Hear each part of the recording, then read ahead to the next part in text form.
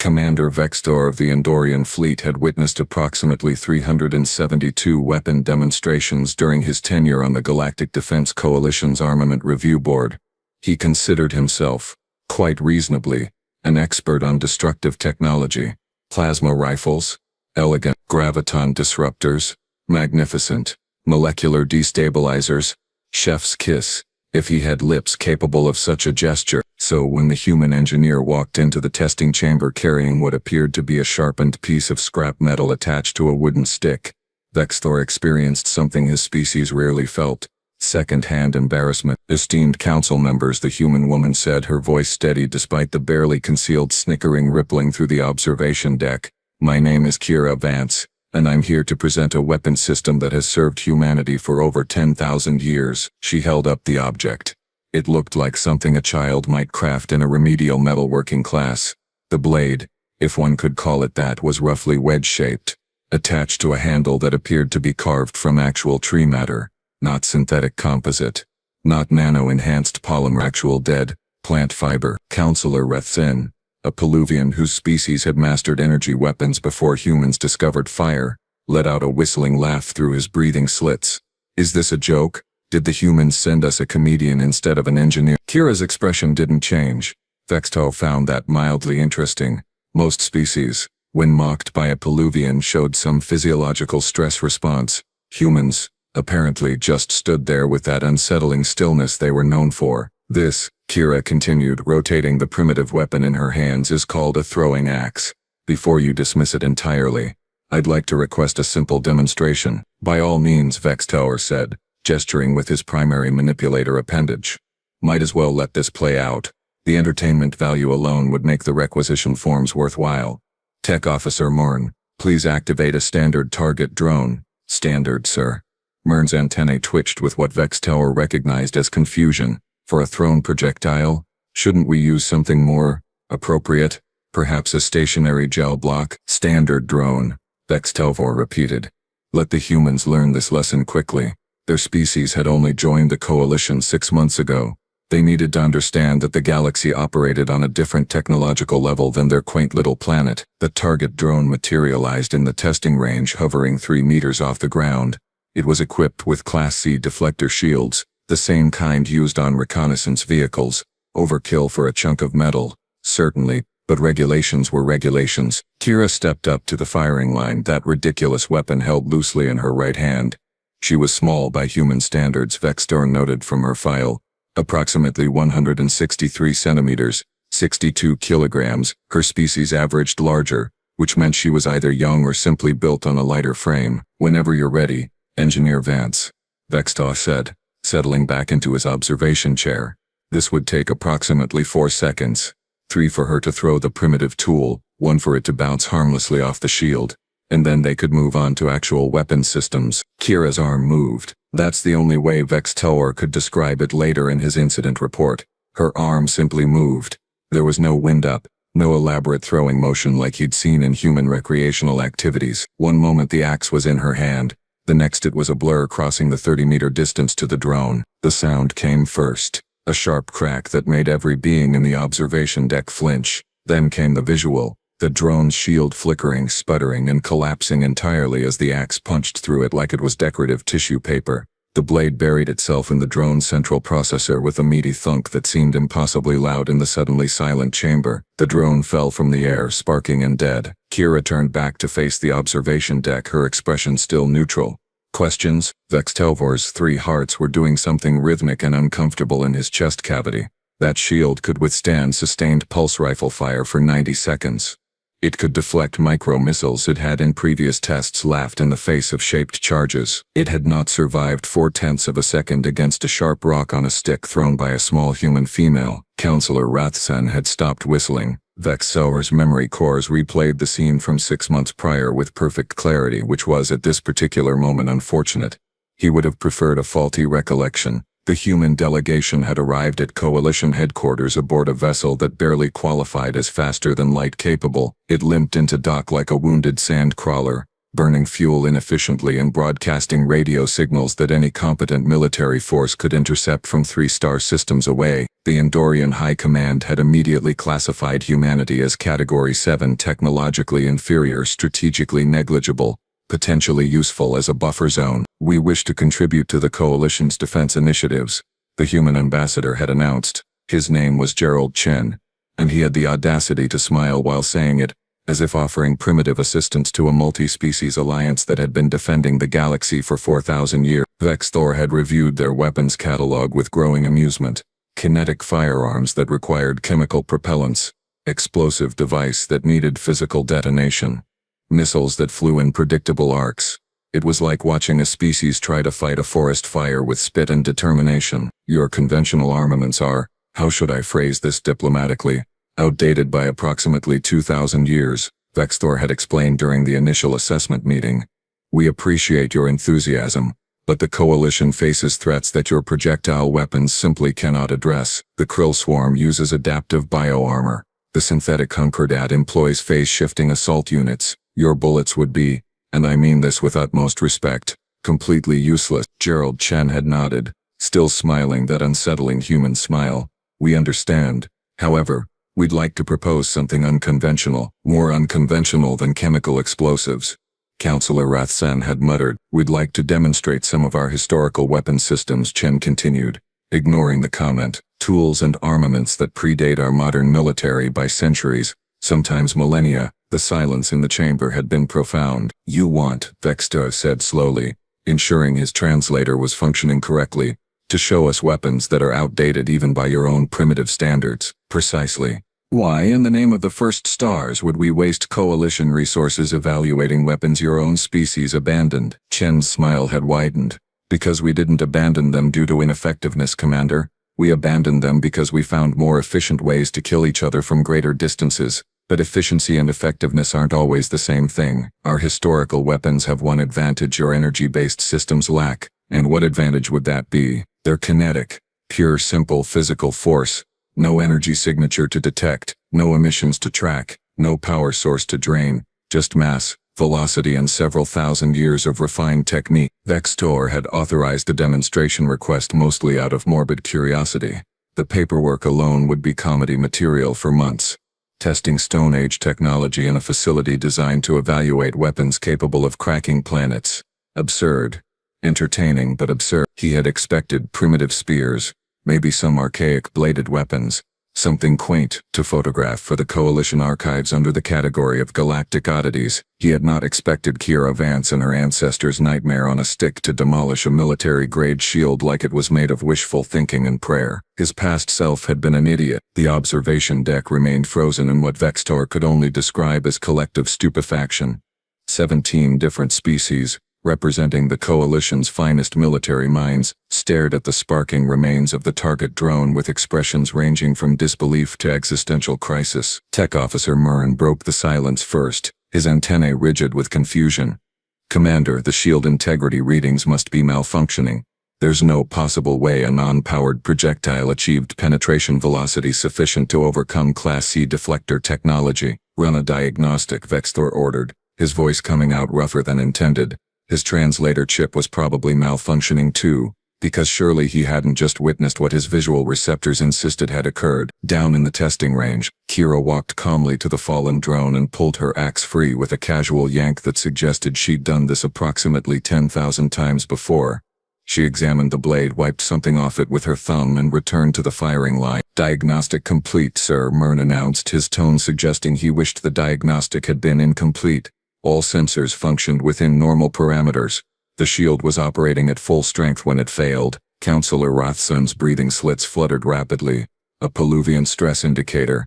Impossible. The kinetic energy required to breach that shield would demand velocities approaching .003 light speed. No biological organism can generate that kind of force through muscle contraction alone. "Perhaps it's the metal composition," offered Councillor Tilmara, a crystalline being whose species communicated primarily through light refraction.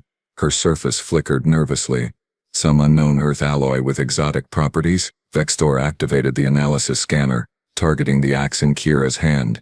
The results appeared on his screen instantly. Iron, carbon, chromium, standard steel composition. Nothing exotic. Nothing special. Just sharpened metal that had somehow decided to violate several fundamental laws of physics. Engineer Vance. Vextower activated the communication channel, proud that his voice only trembled slightly. Would you mind explaining what just happened? Kira looked up at the observation deck, shielding her eyes from the testing range's overhead illumination. I threw my axe. It hit the target.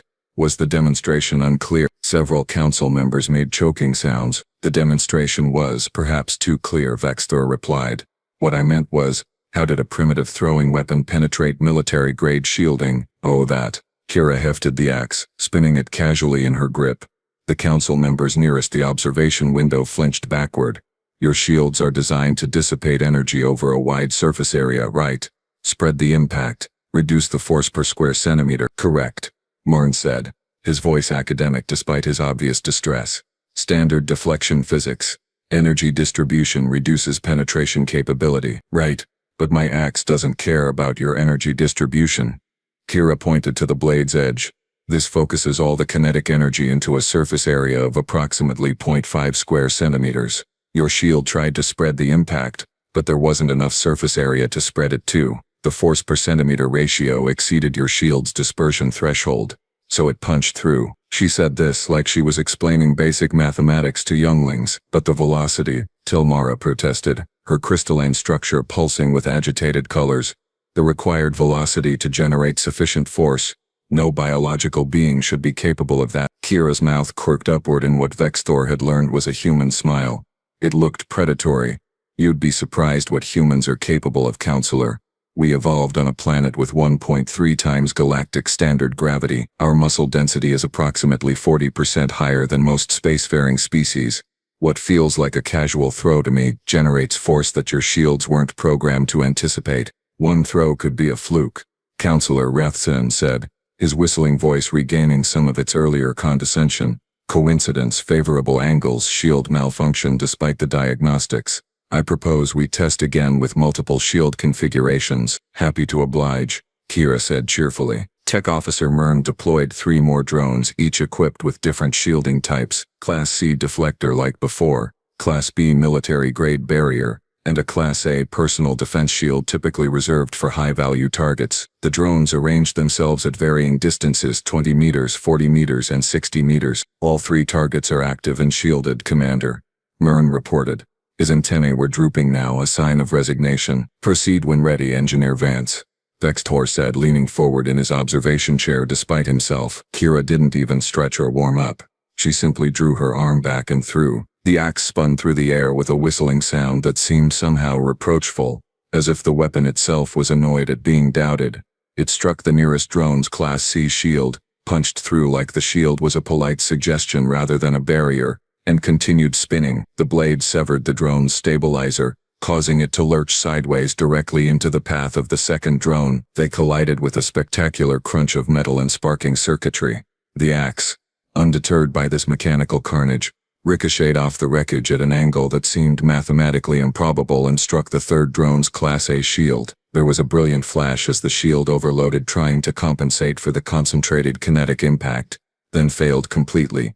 The axe embedded itself in the drone's central core. All 3 drones fell to the testing range floor in a heap of smoking technology and shattered assumptions. Kira walked over, stepped on one drone for leverage, and yanked her axe free. She looked up at the observation deck and shrugged. Nobody laughed this time. Vextor authorized an emergency technical analysis team to enter the testing range before Kira had even returned to the observation deck. 6 specialists in various fields of weapons technology descended on the wreckage like scavengers on a fresh carcass. Scanners humming, data tablets recording every microscopic detail. Lead physicist Dr. Quomtar, a Vorsian whose species had invented energy shielding technology 1800 years ago, examined the penetration points with 4 of his 7 ice talks, while the remaining 3 swiveled nervously. This is, forgive my language, completely unacceptable according to every established principle of defensive physics. Show me the calculations, Vextor demanded, pulling up the data stream on his command tablet. The numbers appeared, and they made his 3 hearts sink in his chest cavity. The axe had been traveling at approximately 47 meters per second when it impacted the first shield. That velocity should have been laughable. Plasma bolts traveled at light speed. Graviton pulses warped space-time itself. 47 meters per second was slower than most atmospheric transit vehicles. The velocity is irrelevant when the mass concentration is this extreme, Dr. Quamtar explained, highlighting a three-dimensional model of the impact. Look at the force distribution. The entire kinetic energy of the throw, which admittedly is substantial given human muscle density, focuses into an edge measuring 0.48 centimeters wide. The shield's energy matrix attempts to disperse the impact, but it's designed for wide area effects, explosions, energy beams, things with dispersion patterns. This weapon is the opposite of dispersed. It's concentrated malice with an edge. Counselor Tilmara's crystalline surface had shifted to a murky brown color, indicating deep confusion. But our shields have withstood concentrated beam weapons before. Laser cutters, plasma torches, molecular disruptors. All of those focus energy into narrow points. Those emit energy signatures that shields can detect and compensate for milliseconds before impact, Dr. Quamtar countered, his eye stalks waving in agitation. This primitive weapon has no energy signature, no electromagnetic emissions, no thermal bloom, nothing. The shield's predictive algorithms never engaged because there was nothing to predict. By the time the physical mass registered on sensors, it was already punching through the barrier. That's ridiculous, Counselor Rathzen wheezed, his breathing slits working overtime. Are you suggesting that our defensive technology, refined over millennia, is vulnerable to sharpened metal thrown by hand? I'm not suggesting it, Counselor. I'm reading it directly from the impact forensics. Vextor rubbed his temples with his secondary manipulator appendages, a headache forming behind his ocular implants. What about the ricochet shot?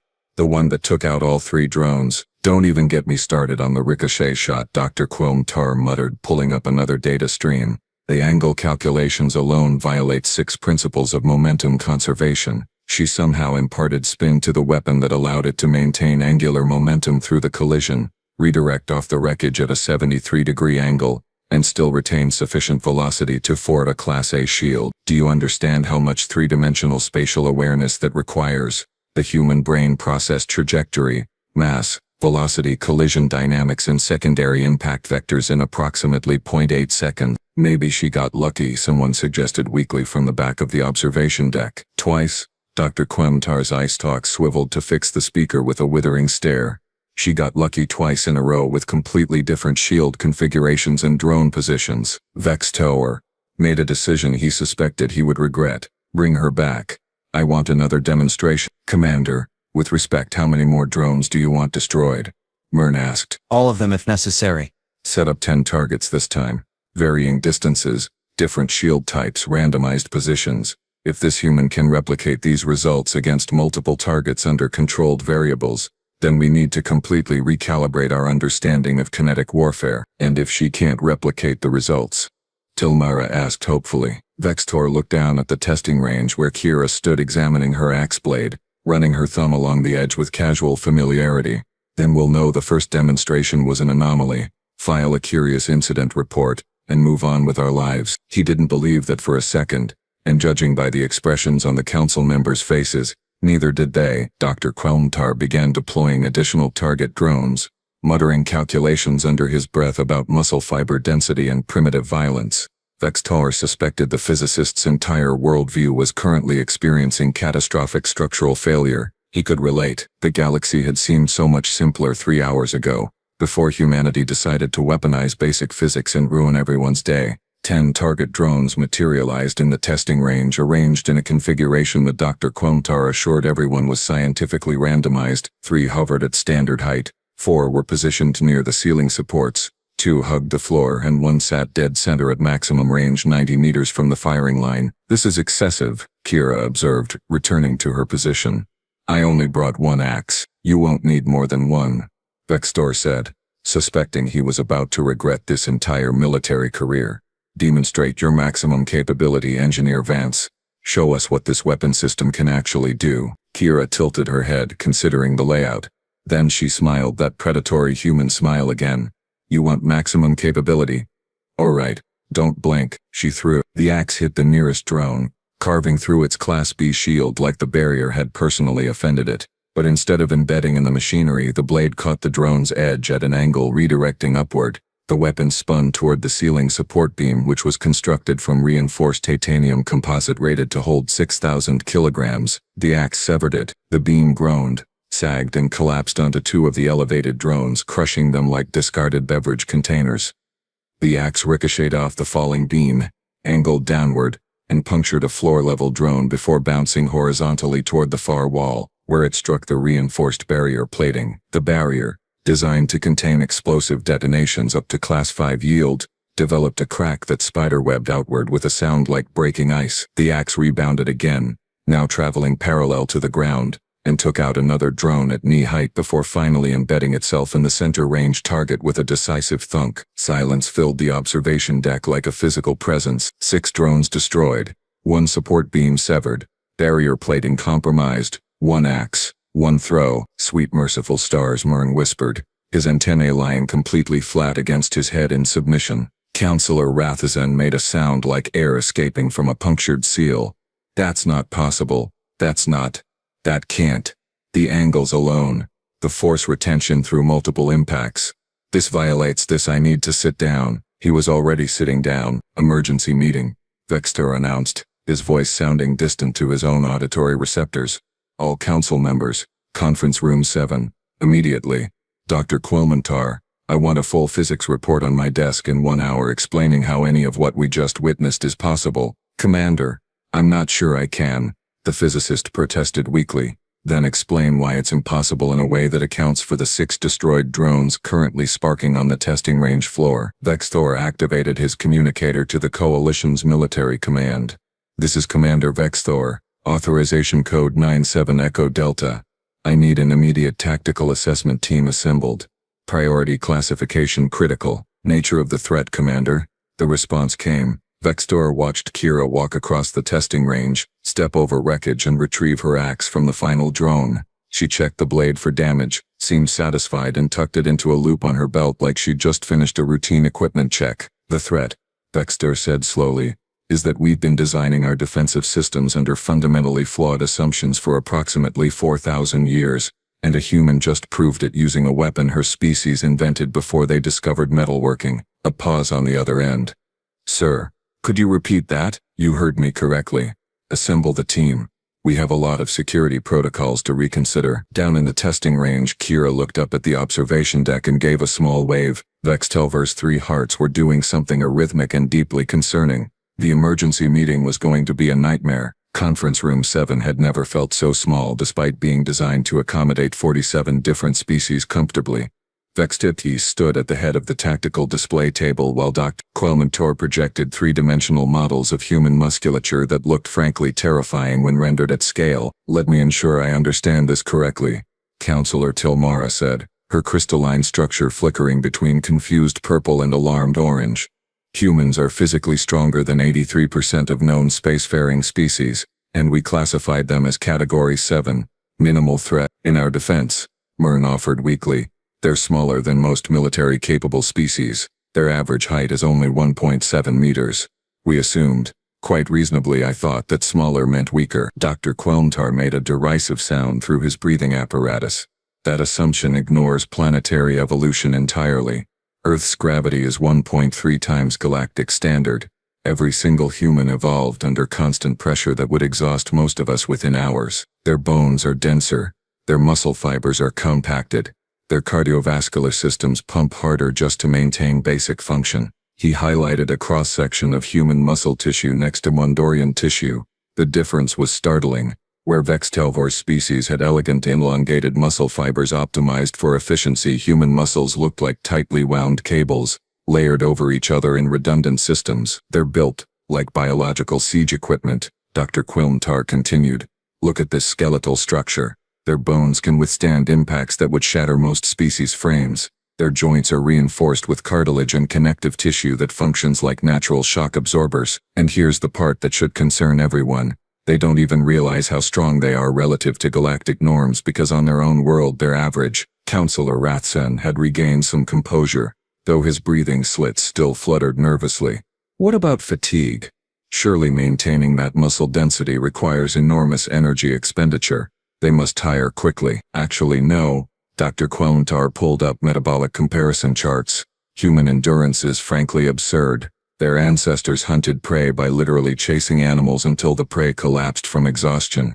They call it persistence hunting. Some humans can run for hours, even days, without stopping. Their cooling system, the sweating mechanism, is remarkably efficient at heat dispersion. Vextor felt something cold settling in his primary stomach. So when Engineer Vance threw that axe multiple times without visible fatigue, she was barely exerting herself by human standards. I reviewed her physiological readings during the demonstration. Her heart rate increased by 12%. 12. A Peluvian performing equivalent exertion would show increases of 60 to 70%. The room fell silent except for the hum of the projection system. There's more, Dr. Quomtar added, because apparently the galaxy needed additional reasons for concern. Human spatial awareness and hand-eye coordination evolved from their arboreal ancestors, tree-dwelling creatures that needed to calculate three-dimensional trajectories while swinging between branches. They can track multiple moving objects simultaneously, predict intersection points, and adjust their throws mid-motion using something called proprioception. That ricochet shot that destroyed 3 drones, she calculated that trajectory instinctively, probably in under a second. Instinctively, Vextelva repeated flatly. Their brains are wired for kinetic problem-solving. Throw rock, hit target, eat dinner. Millions of years of evolutionary programming. Counselor Tilmara shifted to a pale yellow, indicating resigned acceptance. So what you're telling us is that humans are dense-boned, high-endurance, precision-targeting biological weapons platforms that evolved under extreme gravity, and we invited them to join the coalition thinking they needed our protection. That's an accurate summary, yes. Vextor looked around the conference table at the assembled military leadership of the Galactic Defense Coalition. Every face, regardless of species, wore the same expression, the dawning realization that perhaps, just perhaps, they had fundamentally misunderstood what humanity was bringing to this alliance. I want full combat trials, Vextor announced. If one human with one primitive weapon can devastate our defensive systems, I need to know what happens when they encounter actual combat scenarios. Are you certain that's wise, Commander? Myrn asked quietly. Vextor thought about Kira's casual wave after destroying 6 drones and compromising their testing facility's structural integrity. Wise? Absolutely not. Necessary.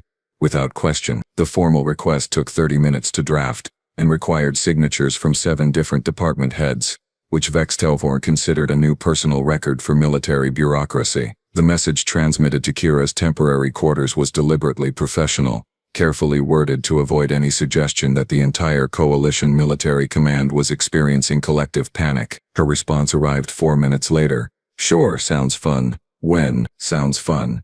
The human thought combat trials against military-grade attack drones sounded fun. Vextor was beginning to understand why Earth's history files were 70% warfare. The combat simulation arena occupied sub-level 9 of the Coalition headquarters, a massive cylindrical space designed to replicate battlefield conditions, 40 meters in diameter, 15 meters high, with variable terrain generators and environmental controls that could simulate everything from frozen wastelands to volcanic hellscapes. Standard combat drone configuration?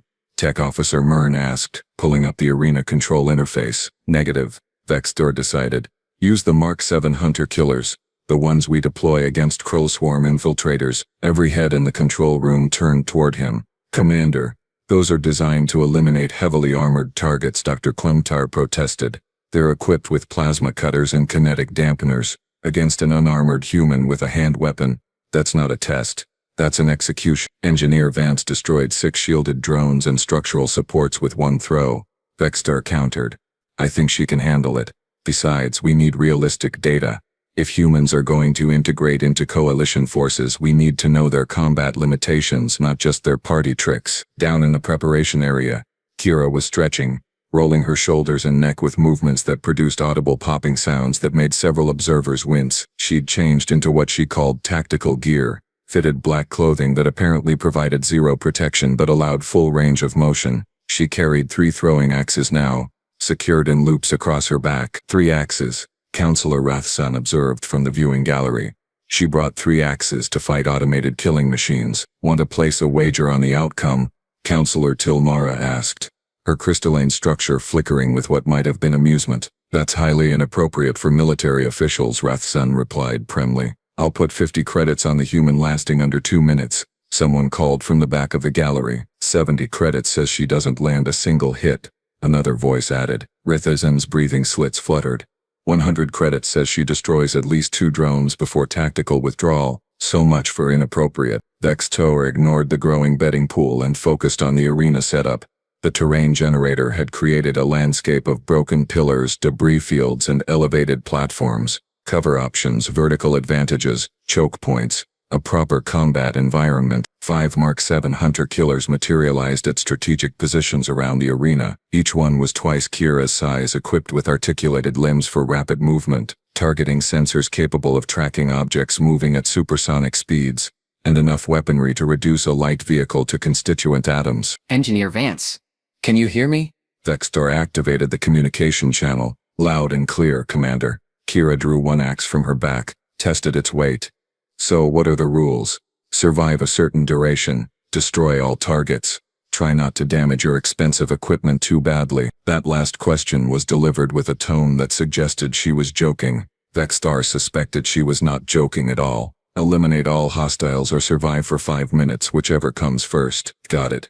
Should I wait for a countdown or something? Simulation begins in 10 seconds. 9, 8. Kira settled into a stance that looked deceptively relaxed. 3, 2, 1. Begin. The hunter-killers activated with synchronized precision, their targeting sensors immediately locking onto the lone human standing in the open. Then things got interesting. The first hunter-killer launched itself from an elevated platform, plasma cutter already charging with a high-pitched whine that meant imminent death for most organic beings.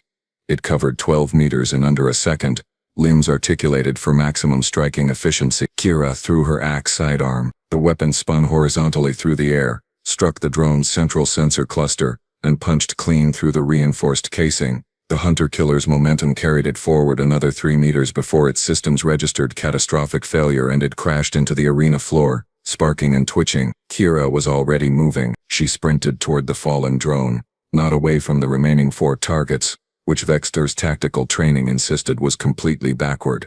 Running toward threats violated every survival protocol in the Coalition military handbook. 2 more hunter-killers converged on her position from opposite angles, a pincer movement designed to eliminate escape vectors. Their targeting computers calculated intercept points, adjusted for human running speed, and prepared to fire. Kira slid, dropping to the ground and using her momentum to skid beneath the first drone's plasma burst, which sizzled through the space where her torso had been 0.3 seconds earlier. She grabbed her embedded axe as she passed the disabled drone, yanked it free without breaking stride, and came up throwing in one fluid motion. The axe caught the second hunter-killer mid-flight, shearing through its primary limb articulation. The drone listed sideways, compensated with its remaining limbs, and attempted to reacquire targeting lock. Kira had already drawn her second axe. This throw was different.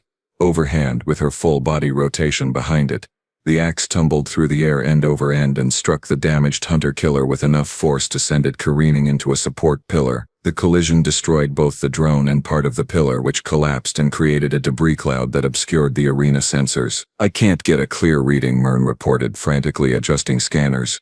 The dust is interfering with thermal tracking. Through the observation window, Vextelvor could barely make out movement in the swirling debris.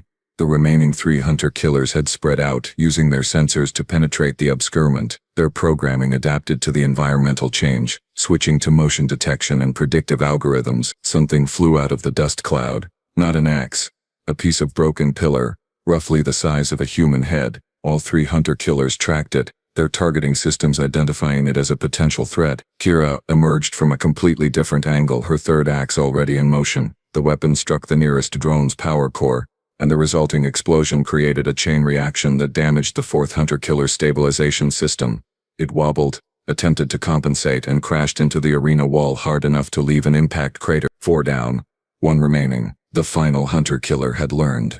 It retreated to maximum range, putting distance between itself and the terrifying human who treated combat drones like target practice. Its plasma cutter charged to full power, preparing for a sustained barrage that would overwhelm any attempted evasion. Kira had no axes left. They were embedded in destroyed drones scattered across the arena. She picked up another piece of debris, a jagged chunk of the broken pillar, and hurled it like a discus. The hunter-killer's defensive protocols engaged, firing a plasma burst that vaporized the incoming projectile, which was exactly what Kira wanted. She'd already closed half the distance while the drone was distracted, sprinting with a speed that made Vextor's own species look positively sedentary. The hunter-killer reacquired targeting lock, adjusted aim, began firing. Kira dodged, not with any fancy acrobatics, just sharp directional changes that put her consistently 0.2 seconds ahead of the drone's predictive algorithms. Left, right, forward roll, lateral jump. The plasma burst scorched the ground where she'd been, never where she was. She reached the first destroyed drone, grabbed her axe, spun and threw in one continuous motion. The final hunter-killer had no time to process the threat. The axe struck its central processor at an angle that suggested Kira had calculated the precise trajectory while actively dodging plasma fire. The drone died mid-targeting sequence. Silence filled the arena except for the crackling of electrical fires and the sound of Kira breathing heavily. She'd survived. No, Vextelvor corrected himself. She'd dominated. The timer read 1 minute and 47 seconds. In the viewing gallery, nobody moved to collect their betting winnings. Vextor spent 3 hours rewriting his official assessment report, deleting phrases like technologically inferior and negligible strategic value, and replacing them with terminology that wouldn't make him look like a complete fool to Coalition High Command. The final report read, "Humanity represents an unconventional but highly effective military asset. Recommendation: immediate integration into Coalition Special Operations units. Secondary recommendation: comprehensive review of all defensive systems with focus on kinetic vulnerability assessment." He paused, considered his career longevity and added, "Tertiary recommendation: never, under any circumstances, underestimate human capability based on perceived technological simplicity." The response from High Command arrived within 6 hours, which was approximately 5 hours and 30 minutes faster than usual. Apparently someone important had watched the arena footage. Human historical weapons systems were approved for Coalition use, effective immediately.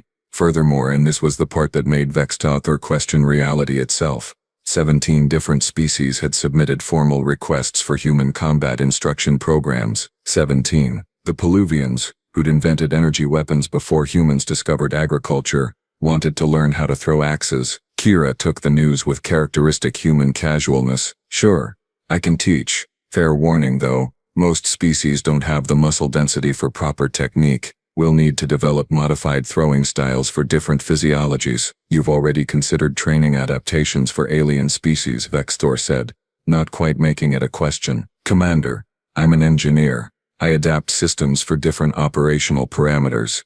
People are just complicated systems." She grinned. "Besides, this is going to be hilarious. I can't wait to teach a crystalline how to throw something without shattering their own appendages." Her official title became Combat Systems Instructor, Kinetic Warfare Division. Her unofficial title, whispered through Coalition military channels with equal parts respect and terror, was the human who broke physics with a sharpened stick. 6 months later, Vextel watched a mixed-species combat unit deploy into a hostile zone carrying a combination of plasma rifles and absurdly throwing axes. The unit designation Vance's Irregulars. They had a 93% mission success rate. Humanity had been in the Coalition for 1 year, and they'd already revolutionized warfare by reaching 4,000 years backward into their own violent history. Vextelvor updated his personal log with a single sentence. Note to self: when humans offer to help, never assume you understand what help means. In the training facility below, Kira was teaching a Peluvian how to grip an axe handle properly. The galaxy, Vextel reflected, was becoming a much more interesting and terrifying place. He wouldn't have it any other way.